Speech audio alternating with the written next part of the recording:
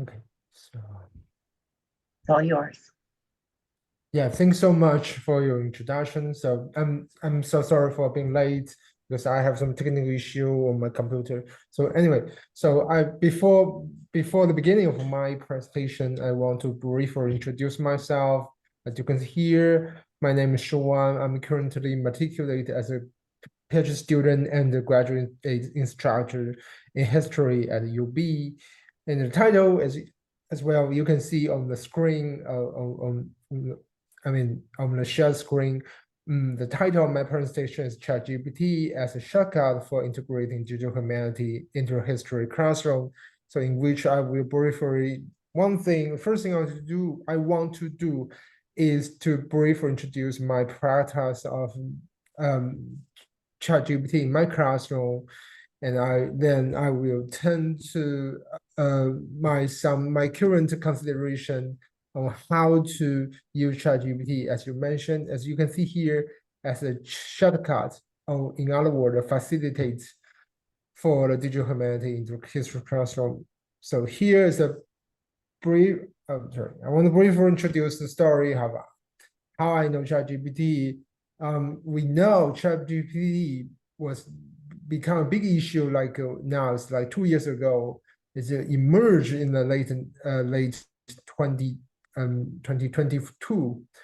So, but before I was a mania or the fever of ChatGPT, I learned a little bit of ChatGPT because I joined a writing project led by a UK-based digital artist whose name is, Geoff Davis.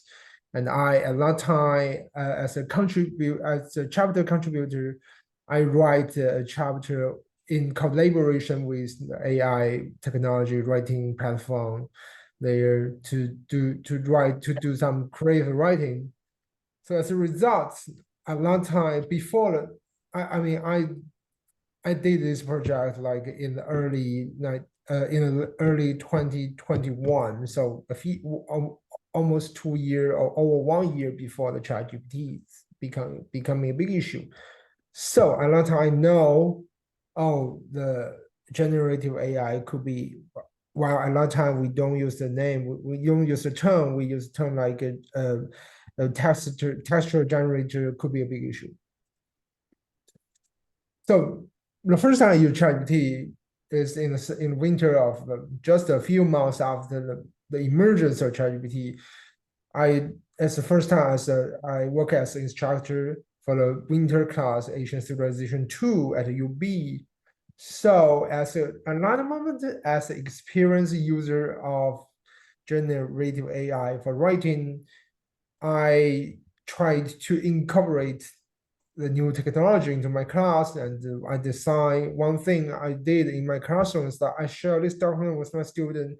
Is like an acknowledgement statement. I told my student, well, at that moment, a lot of my students, they even didn't know ChatGPT. They didn't know the potential ChatGPT in transform the classroom prioritize the college education, but I still taught students, okay, in my classroom, it's allowed, it's permitted to use general AI, but you need to write down something like this one, like acknowledgement. You need to acknowledge the co-authorship of AI, of machine in completing your writing assignments. And I in the classroom, I just request students to write such an assignment, like writing assignment including two components. The first part, it's like a collaborative writing between AI and the student. I request students to work with AI to write down something. Write down, it could be about film, could be anything. And the second part is the reflection on how AI could be a big issue, especially its threat to academic integrity. So here's some background. So then turn to my practice of AI for incorporating digital humanity in the classroom. So as personally speaking, I identify myself as a digital humanity practitioner. And in the meantime, as I mentioned, I'm also a graduate instructor. While I didn't have any opportunity to teach some class like a Digital Humanity 101 in my institution, but I try because of my identity as self-identification as a digital humanity practitioner, I try to incorporate some digital humanity um, knowledge and practice and assignment to my classroom. But that's a big issue. I'm not teaching in some class like digital humanity of DH 101 or even computer science class. I I cannot spend too much time in like teaching coding in my classroom. But from my personal perspective, I think the best prioritize for teaching digital humanity should including something, including the prioritized assignments regarding coding. So coding, in my view, is a requirement for the so-called real digital humanity class, in my personal view. But as I mentioned, I cannot do that. Thanks to thanks to ChatGPT, it's easier now. I don't need to spend a lot of class time in teaching coding, but just teach students to use ChatGPT to help them to generate code to do some simple digital humanity assignment. Here's an example. In last summer, no, last summer, the summer last year, I teach a class called China and the World. So in this class, I designed a digital humanity based, ChatGPT based digital humanity assignment. Here's example. In the assignment, I require students to analyze to do textual, literary or textual analysis of Zhou Enlai, one of a big name, one of a leading politician in communist China. I want I request students to use ChatGPT to generate code to analyze Zhou Enlai, the Chinese leading politician's speech during the Cold War. Here's an example. In a classroom, first thing I did is like demonstration. I told student, okay, I told student that I know you guys use ChatGPT as like a text generator. You may use that as a search engine as a substitute for Google. You can use ChatGPT for search information to search the answer for specific question about knowledge about fact.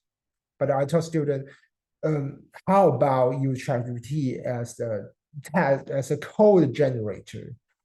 So here's the example in demonstration.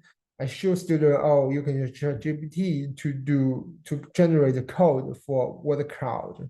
So here's a screenshot of what I did in the classroom. So I should show student, okay, you can just write them some simple like prompt or inquiry Python program to create word cloud, even there's a typo. ChatGPT is so smart to understand what I want it to do is to create word cloud, no word cloud. So and then the machine generated the code here and along with the notes. So here's the document. I require student to do some analysis. So, and then here's the code, the complete code, complete code generated by ChatGPT. So it's so useful. I tell student to copy and paste this one in the Jupyter notebook, and just replace in the here's the document, and I taught student in a Jupyter notebook replace like a sample task this session with this one available on the Wilson Center's digital archive, the English translation of Zhou Enlai, Chinese premier's Zhou Enlai speech at the Asian African Conference in the 1954 55. So here is the result. And in my demonstration, I tell student, okay, now you don't, I mean, you can read, you can use ChatGPT to help you to analyze the keywords or high frequency word in this document and make the key information in document in the text prominent and visible to you and your readers. So take Joe Nai's speech as example. We can see people Chinese, Asia, Chinese people, common ground, a big concern. No big concern. At least they are high frequent or prominent word and phrase in these documents. So I tell students you can use ChatGPT to help you to do some simple digital humanity tasks like word coding or whatever.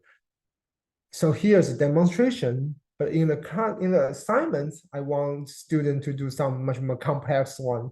And I told student, like, okay, for this one, because this is just a speech, it's no very long documents, it's like 2,000 or 3,000 words. So it's no big documents. So you can do, I tell student, you can read it word by word, sentence by sentence, line by line. It's easier, it's handleable reading. But sometimes for historian, we know we need to deal with some big documents like over 100 page or over 200 page.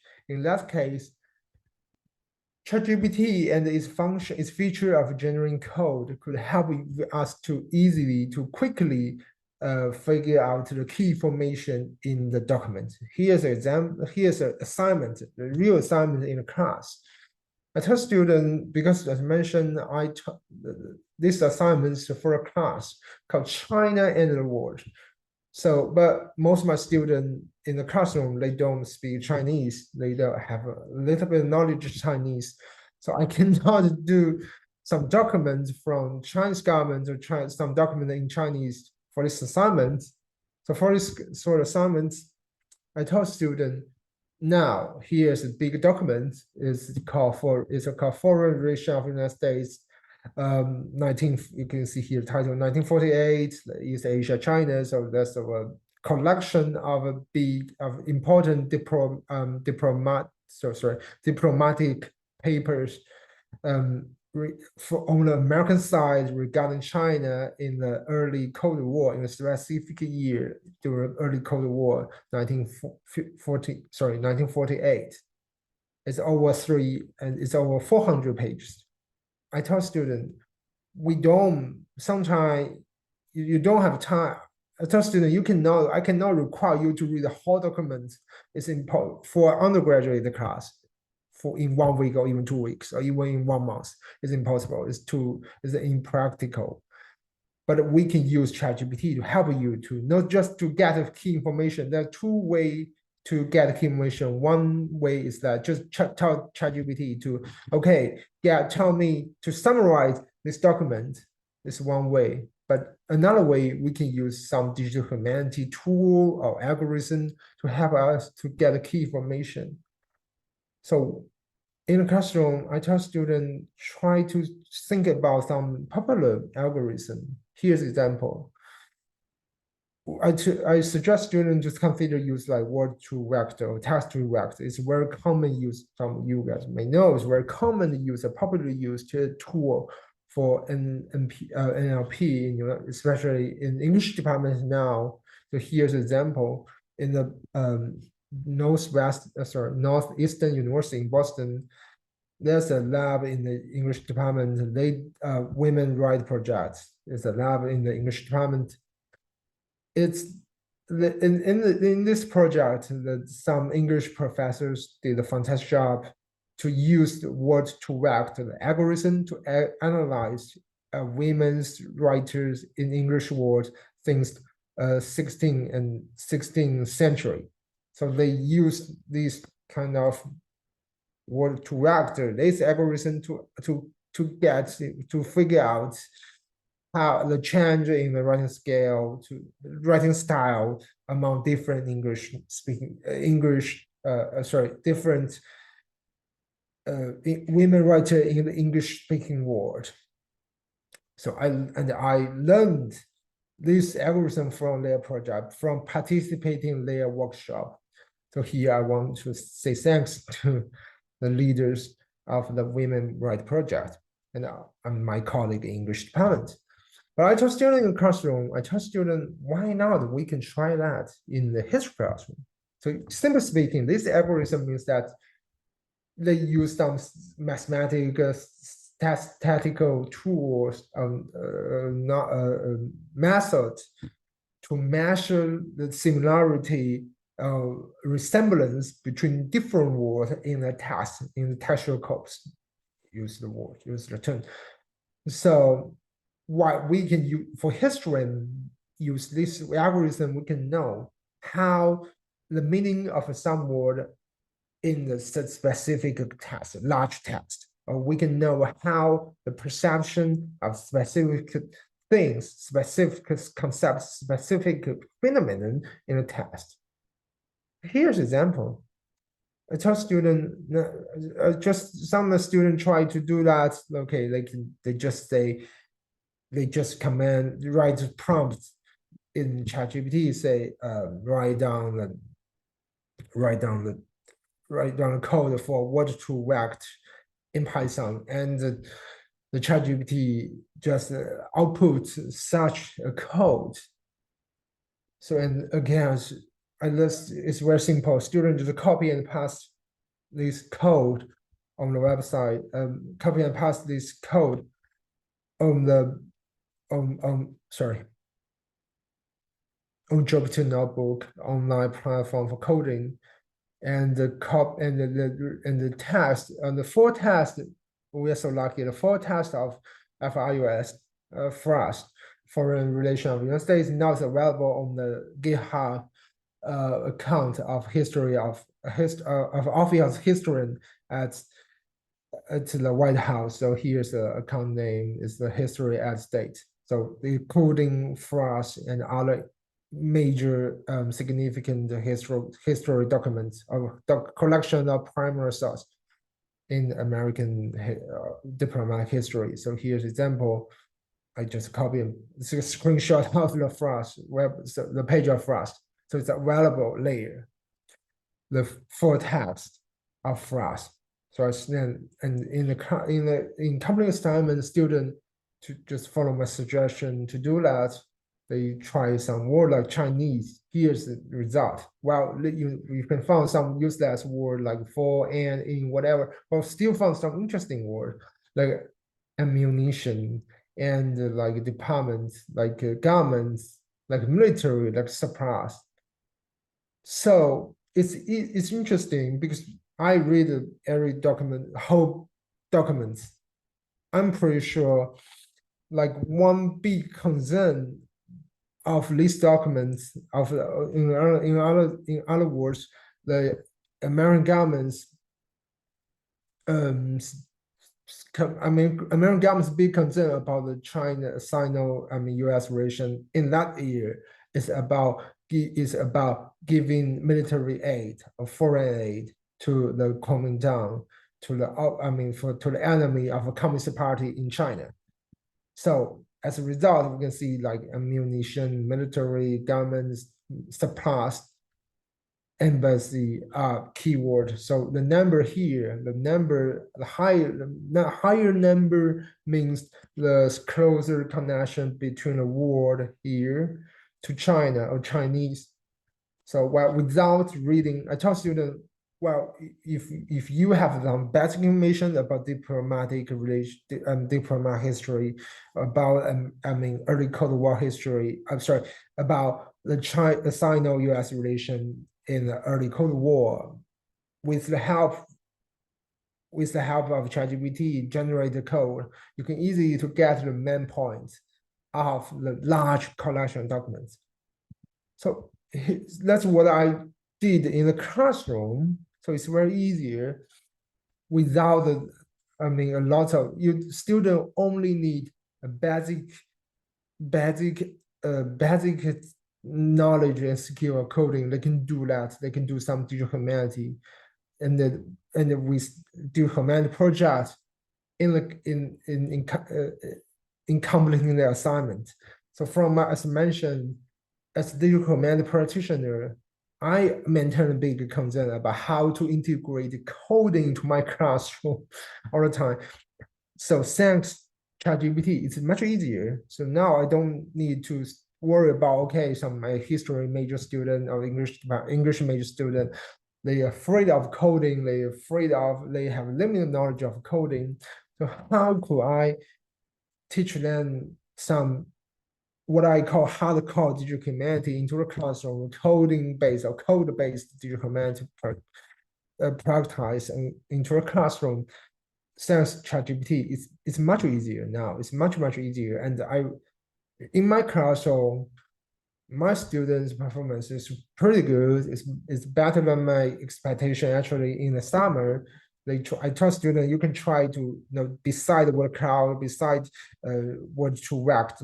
You can Google some popular algorithm or popular tool in digital humanity, and you can try to do that in terms of the big documents. You can try to do some textual analysis of these documents, try to do some complex or advanced analysis of these huge documents instead of reading the huge documents word by word. You can try to use digital humanity to help you to understand in American government's relation between China and the U.S. in the early Cold War recorded in these huge documents. In other words, you can my students successfully and they match my expectation in complex assignments, and my expectation is that as I mentioned here is transform text to data. So student really successful. I mean, their assignment prove they are at least a basic capacity for transforming or translating text to data. So everybody, and then here's my last thing I just mentioned. Last thing is based on my current project. It's about because I'm doing national network analysis project now.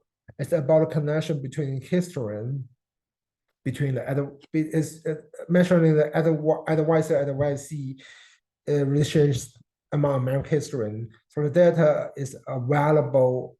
It's available on website of AHA. Some of you know AHA has a huge direct database of directive history and dissertation. So it's including all over over 30,000 dissertations, titles, name, and the writer's name and the advisor's name. So I did some with the help of ChatGPT. I did some as a social network analysis. I use ChatGPT to produce a code to help me to measure the connection between advisee and the advisors in among recipients of Bancroft Prize, the most important history books prize in the United States we all know. So and the result is interesting. I found the connection between the recipients is not strong, but in the meantime, if I do like a chi-square analysis, use some statistic mathematical tool, I found its importance like for the recipient of Bancroft Prize, if they have an advisor who owned the prize earlier, there's a higher possibility for the advisee to receive the prize. And so based on my own research is based on the ChatGPT based generated code. I'm design another assignment this summer. So this summer I teach another class about Asian history. So I want students to try to analyze the connection between history of Asian history in the United States. I mean, those historians who earned PhD degree in the US and doing Asian history studies, most of their dissertations information again is available on the database.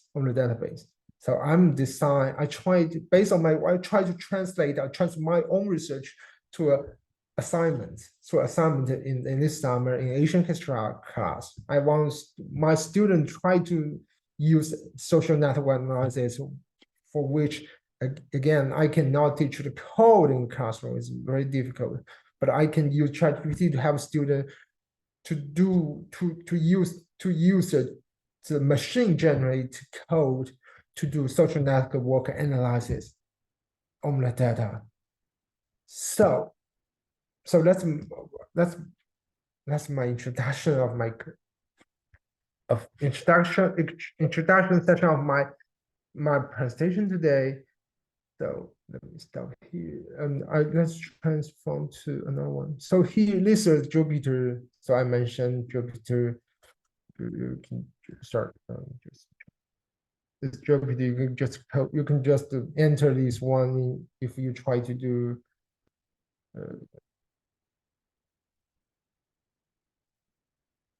It's easier. Jupyter. You can It's a website. If you some of you guys may know, some of you don't know, but it's a very it's a easier, it's a handleable, it's a free platform. You can do some code, especially in Python.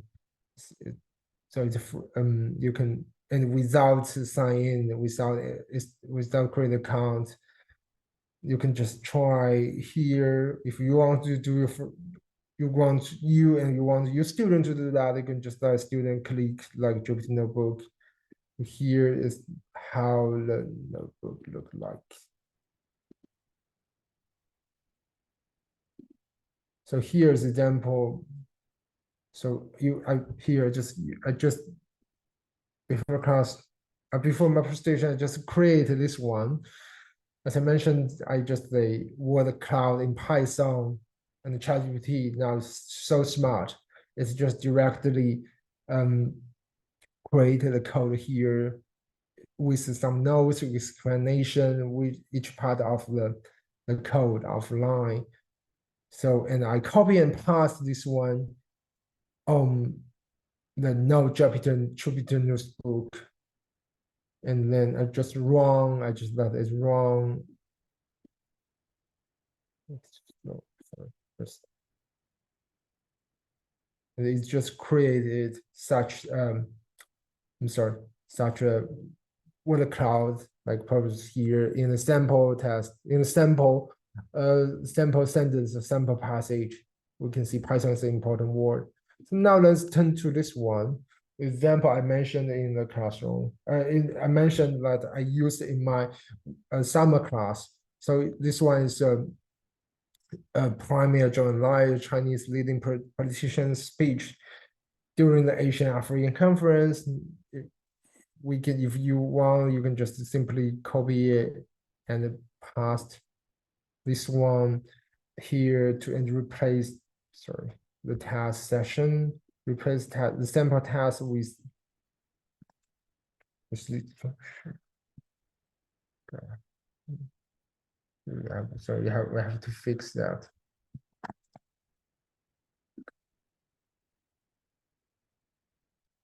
So before that, I didn't have to, but before that, you make just clean the data, clean the task, and make sure it matches the requirements.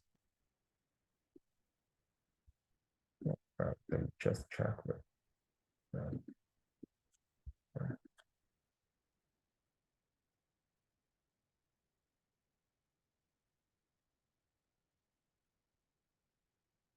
And then you can just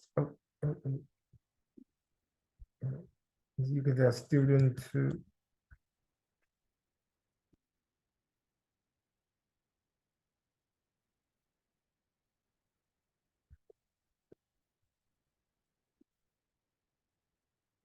the student no,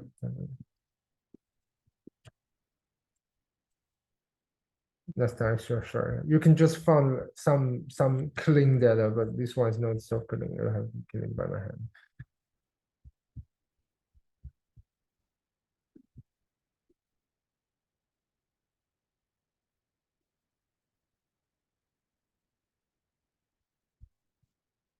Yeah, and then you see here, as I mentioned, you can see some bigger concerned people, world peace, whatever struggle, Indonesia, it it's of course the premium word the word with a higher frequency in there.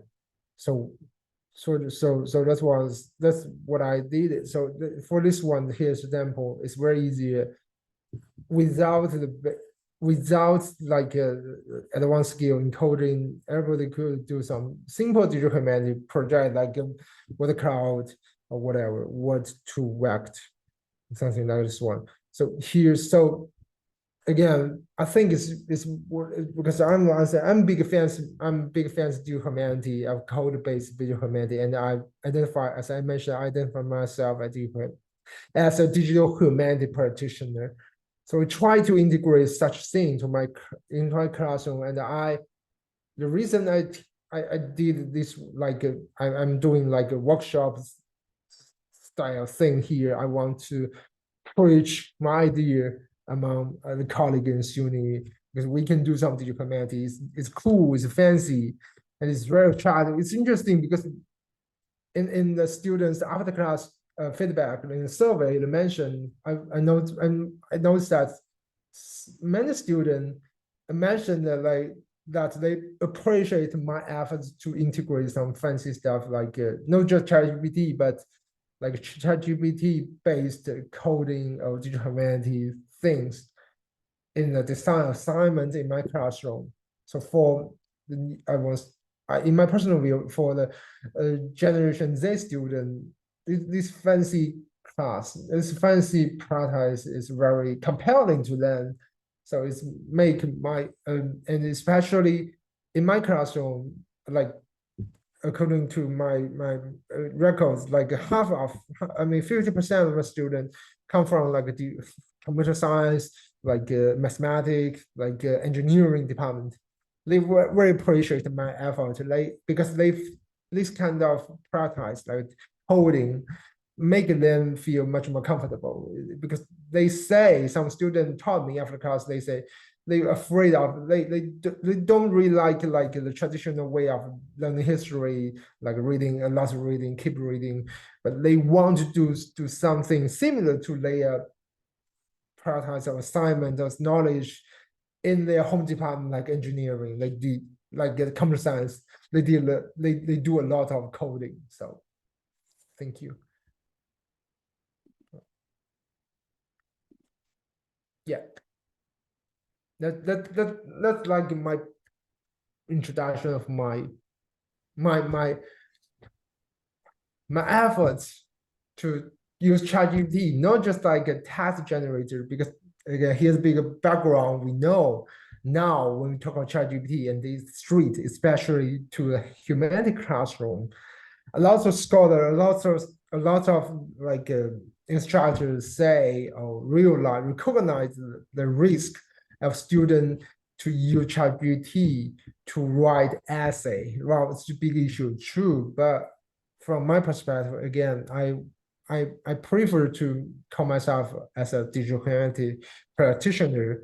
I think ChatGPT could it's not just a risk, it's not just a danger, it's not just a threat.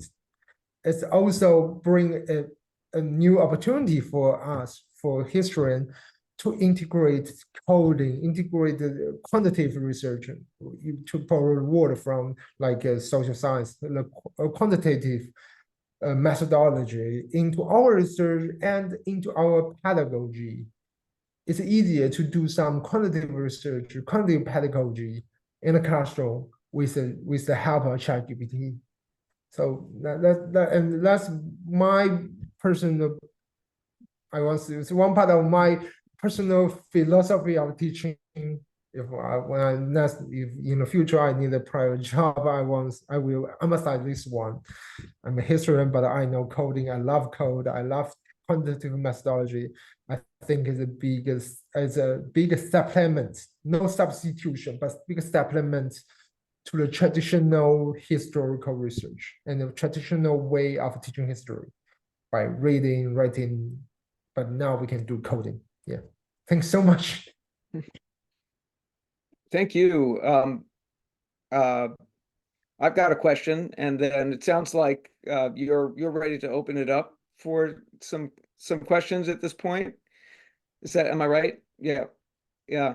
And so I want to invite others who may have questions to just jump in and ask, turn on your camera and microphone, or just put a question in the chat. Um, but I found it really interesting to hear you say that you have some students in a history class who maybe they have a math or engineering background, and so they're actually more comfortable in the world of code than in the world of, say, essay writing. And so the kind of assignment that you're giving has is an opportunity to engage these folks who would otherwise find it somewhat difficult to be engaged with what historians do. But I'm assuming you also have some history majors and other students in the humanities who are much more comfortable in the world of essay writing than in the world of code. And the great advantage of the way you've structured these assignments using ChatGPT is that your students don't have to understand how to write Python code. They can ask ChatGPT to do it, and they can copy it and paste it into a developer environment like Jupyter. But I'm wondering, for those students who are copying and pasting, um, it sounds like you're not giving your students an introduction to Python programming. Part of the point is you don't have to do that if you can ask ChatGPT to generate the code. But I'm wondering, um, do you build something into your course? Do you spend some time maybe at the beginning or before jumping into these assignments, teaching them at least a little bit about how code works so that they're not just mechanically copying and pasting Yeah, yeah. without understanding a thing about what they're looking at. Um, the code's got steps, right? And it iterates over content. Um, but if that language is unfamiliar to them, then they're pasting something into a browser and it produces something they can understand, like a word cloud, but they don't really have any understanding of how that happened. So do you build some time into your class to teach some basic um, coding skills at all? Yeah, yeah. Of course I give them introductory, instruction. Sorry, I give the instruction on basic coding skills in my classroom, and I help one. That's one thing. Here's my answer. So first thing, second thing. For example, for word cloud, it's easy to understand because it's based on the frequency of the word. For the like much more complicated tools or algorithm, as mentioned, like word to vect, I just briefly introduced like well, I won't say I'm no experts in that, but I have some I know I have some basic idea how it works. I just teach students like how it works with some describe use by I use some descriptive language, not the mathematical language, to describe how this kind of model or algorithm works and why it could help us to understand like the resemblance similarity between two words in a huge task. So that's what I try to do in my classroom. I very appreciate your question, and because it's pertain to one of my my pedagogy. I want to use the word pedagogy of ChatGPT in the classroom. I don't want my student for both generating text and generating code. I don't want student to use ChatGPT as like a black box. It's not just a black box. It's a good tool, but I hope my student could understand a little bit about how it works. So for this one, as I mentioned in my slide, like I need students to write an acknowledgement to including the data about the model they use in ChatGPT. So that's one thing I did. But for this assignment, I'm sorry, I didn't expand a little bit during my presentation or my introduction. In the summer class, I taught my student after just analyze, copy paste, and okay, you found a result. I taught student to one thing. I taught student to expand why they, here's example, why is like the word to act given the list, like those keywords, important words. I told students that to tell me why they're important, because one thing I told students, as even as I mentioned earlier, I don't think digital humanity or those quantitative methodology could be a substitution of distant reading, to borrow the word from English department, for English scholars, literature scholars. It's not a substitution, but supplemental to the traditional way of reading. So I tell students to, okay, you can see the list, for example, word to act. There's a long list of a lot of words. You tell me like those words are important, but you may tell me why. For example, based on the lectures, based on the readings, the traditional reading assigned in the classroom, you know, okay, those military is important. It's because not because they are high frequency, sorry, the highest number layer. Also because the lecture, the readings, is a census among history, and like a lot of time during the in terms of Sino-America relations during the early Cold War. A military campaign, the military the war against the Communist Party was a big concern. So military aid is very important. So whatever.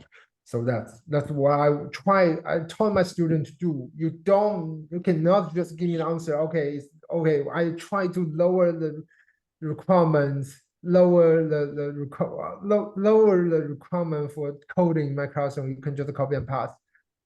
But you need to understand. I want you can use this one, the tool, the ChatGPT as a tool to help you to understand the document. In the meantime, I tell students, don't, beside test routes, you can try to Google. You can try to, I will ask ChatGPT, what's the common DH tool can use, algorithm can use in analyze documents, and try to use those tools you just discover by using ChatGPT or Googling to do your own digital humanity project, and try and use the project to, in the project you need to analyze the assigned documents, the phrase I mentioned here, the phrase, and the tool, and with the reference of the teaching of a lecture of the reading to analyze the documents efficiently. So in this class, again, it's not digital humanity 101, but it's like China and the world, Chinese diplomatic history in general sense, China's diplomatic history. So I want students could still taking a class. I want my student could recognize the use. Okay, digital humanities is not so far away from our everyday life. It's so fancy stuff, but it's not so difficult. Some simple tasks, some simple project could be easily complete with the help of ChatGPT. So that's my big concern. I want to help my student to be familiar with digital human tool, with algorithm, and then make them recognize one thing. For computer science, for example, mathematics or STEAM major student, I want to help them to understand, to realize, okay, historian could also know coding. Historian coding could code, and digital humanities, code-based digital humanity, some they are familiar research methodology is not so strange for historian. Historian could do the same thing. That's for one side. on the other side, for those humanities students, I want to teach them like, okay, as you mentioned, they are familiar, they're happy with, they are much more comfortable, they are more happier, they are happier with the traditional way of reading and learning. But digital humanity could provide another option two for research, for especially for those large text corpus, large documents. Use digital humanity, we can easier to get some key information quickly, while the use of those distant reading methodology doesn't mean that we don't need to read anything anymore, but it can help us to read, to deal with some large documents, some not handleable handleable large document. So that's what I try to do in my classroom. Yeah, and last thing, for the coming semester, coming summer, as mentioned, I want to teach the social network analysis. For this one, I plan, as a very appreciate your question. I plan to to spend 1 week, one class, like uh, 90 90 sorry 90 minutes class, to do some brief introduction of what's the social network analysis and why they use those, what's the meaning of those terminology, like in between connection, like whatever, like cluster, click, those keywords, key information, key terminology in in social network and analysis, and then after the introduction of those key information and the knowledge of social network analysis, I will let student again use ChatGPT to help you to code, and you can to use social network analysis to deal with, to measure the connection between Asian history and United States. So they know, for them, while they just copy and paste, but they understand what the meaning of each step, of each line of the code, of those, they could understand those data, those data output by ChatGPT, and then I can interpret the outputs to write down some, to write down some of their conclusion, to write down their conclusion, their thoughts, like, oh, for example, there's a key connection between Asian history and among Asian history in the United States, they have belonged to the few number of family tree, whatever. So that's what I want to do my student. I want to help again. So why I use the word like shortcuts to describe ChatGPT in teaching digital humanity. It's really a shortcut. It's a facilitator. It's a help us to easier to quickly, to easier to use to do some digital humanity project. But it's not just, it's just a tool. Again, it's just a tool. I want students to use a tool to know, when using a tool, they understand why and how it works out later. Yeah. Thank you. Yeah, thank you. Again, I want to encourage anyone who has a question to just jump in. Yeah. You can turn on your mic, turn on your camera, and or raise a hand. Just put something in the chat. But while we wait and see if anyone would like to ask a question, I've got I've got a couple more for you. One is just very practical, nuts and bolts. If you're having students run this code in Jupyter, in a Jupyter notebook, and you also want them to have something to say about what the code generates. So it generates a word cloud, it generates data about word similarities. And then you want them, it sounds like you want them to then write something about that. Do you have them do that right in the notebook? You know, produce a document that is code surrounded with their analysis, since they can, open up a cell in the notebook, and they can put text in there as well as code. I'm wondering about what kind of documents you're having students produce to put together the results of the code and what they see in it or think they're learning from it. Thanks so much for questions. So I have two steps. So I mean, my policy of the annotation of notes, including two parts. One part is like I require student in the summer student to write down their notes, write down the explanation of each step on the notes. As just a regular note for coding. That's one part. The second part, because I want students could read each other's comments and reflection, and they could learn because they were assigned to analyze the same documents, but they may use different algorithms to try to touch the same thing, to analyze same thing. So I require, beside the notes, I require students to write down, to post their idea, like a short reflector essay on Padlet, the commonly used the tool. I always use the Padlet because it's easier for students to read each other. And then after that, so that's my current plan, because I want to do some improvement in the design of the feedback of the reflection session.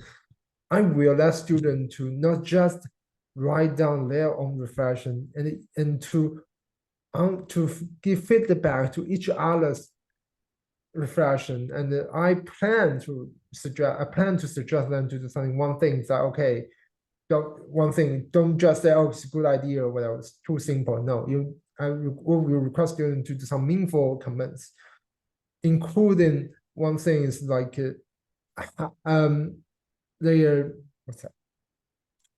Their idea about whether their classmates' reflection makes sense.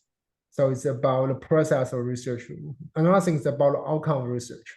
They may say, I hope they can find difference between different algorithms, a different way of a different model in dealing with the same documents. For example, in this document, may use model 1, they can find the key information is A.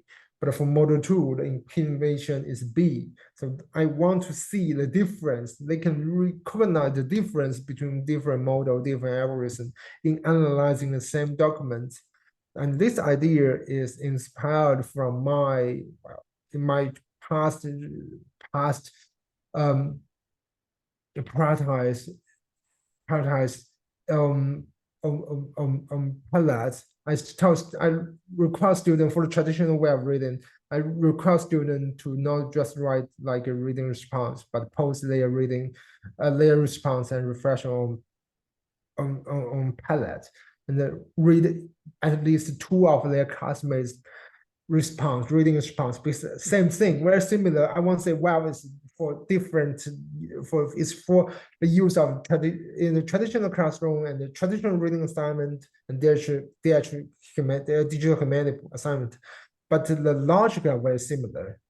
Student could use Padlet as a platform to share each other, to find, okay, wow, we are different. Well, we read, maybe we no matter traditional reading documents or just coding on documents, but we can find difference. So they can really recognize the difference between each other. It's because of their different perspective, different cultural background, whatever. So that even for the case of digital humanity, because of they use a different model and algorithm. So they can find the difference. They can find the diversity there. So that's my plan, current plan for the coming summer class. Yeah. Thank you. Yeah. Other questions or comments? this is it's a workshop format, and so that's why we've allowed a bit more time than we do for just a straight presentation. And I'm wondering, since we've got about 25 minutes, for people who may be interested, it might be helpful if you showed folks how to do some of what you showed on your slides. That is, I don't know, in the meeting how many folks have tried asking ChatGPT to generate some code. I think if you wanted folks to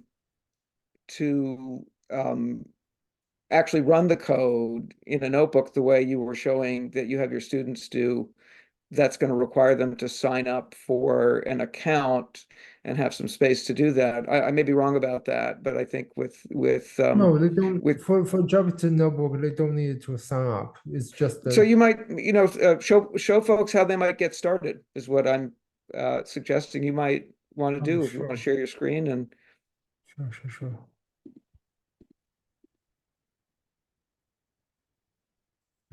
Let me share my screen. So, thank you. So for this one, let's begin again.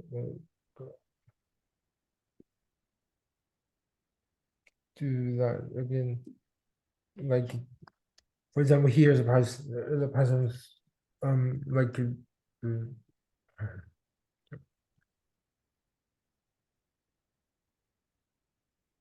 can just write a simple prompt like what a cloud in Python. And so smart. Generates.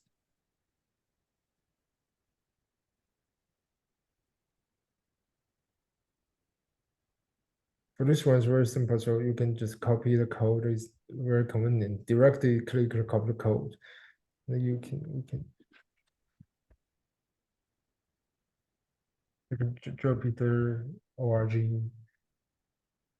It's this the home page here.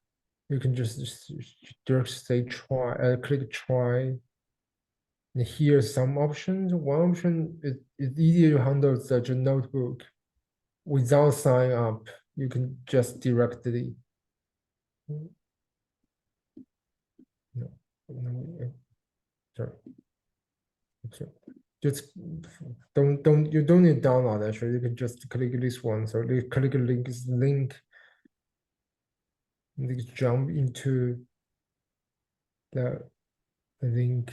So here's like a introduction session in the code, each line. So each block is like one line on ChatGPT in Jupyter. So here's like this.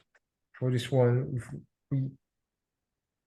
we just copy and copy and paste the just what the code I copy from the code generate the ChatGPT generated the code. We copy it and paste the layer, paste on the Jupyter. That is wrong. Why? I'm sorry, it's very slow, but I don't know why it's so slow.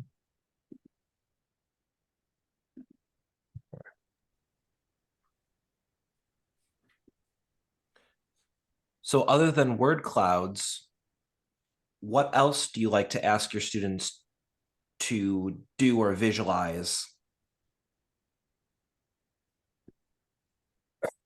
They can do everything that we can just,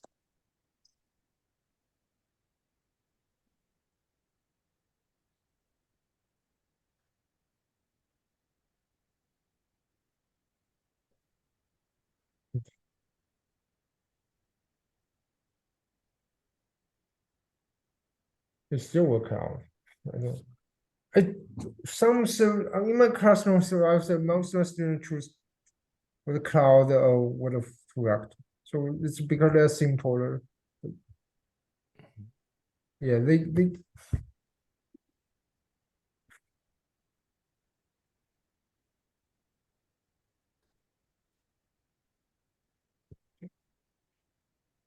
you can, if you, yeah,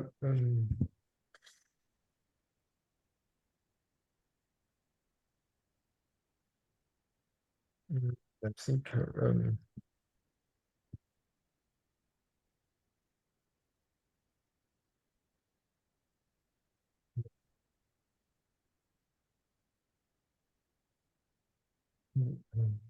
stop. Let me try to Google some good idea. And you ask.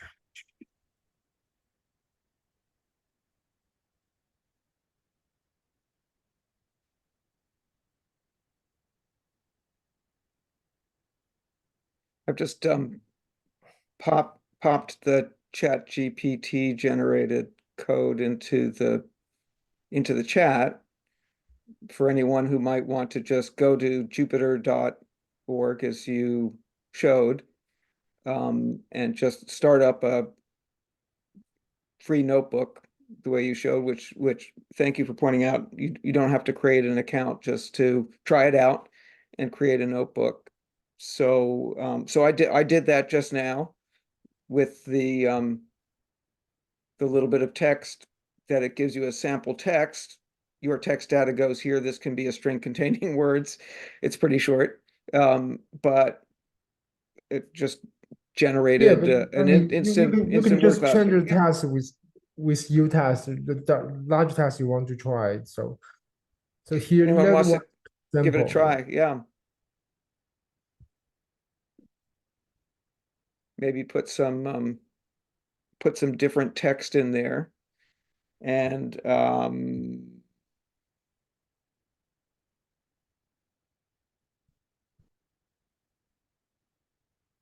folks can take if anyone wants to give it a try and take a screenshot.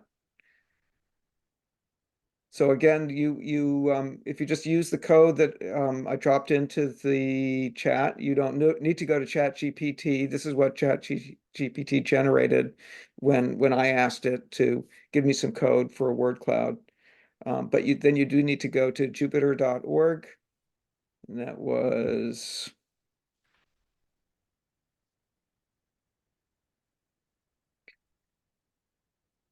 say you wanted to start a new notebook.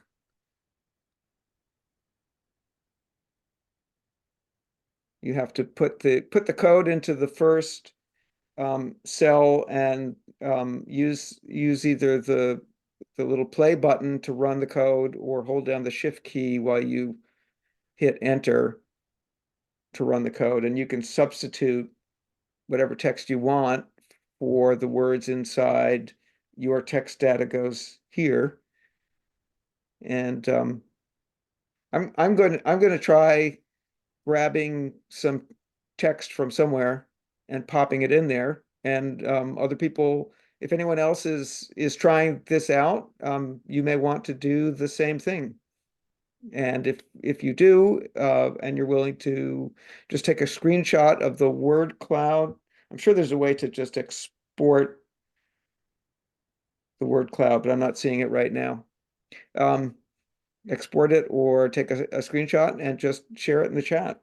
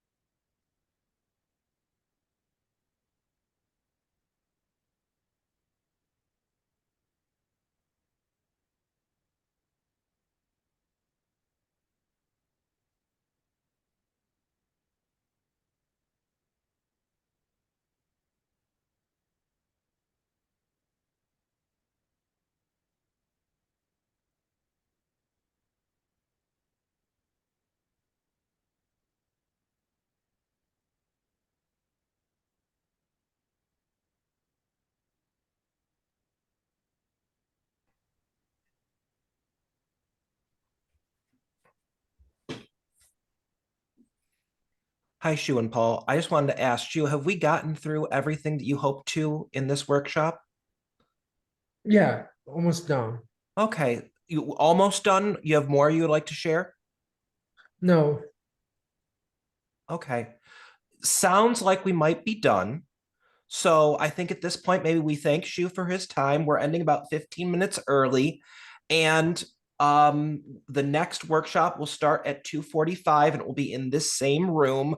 And we'll see anyone who would like to attend back here. Feel free to stay right in the room and just put yourself on mute and turn your video off. Or otherwise, please join me in thanking Shu for his time and sharing some of what he does with digital humanities in a history classroom. Thanks. Thank you, Shu. Thank you, Ed. And thanks to our interpreters. I'm sure a presentation on technical language is the easiest thing to interpret. Thank you very much.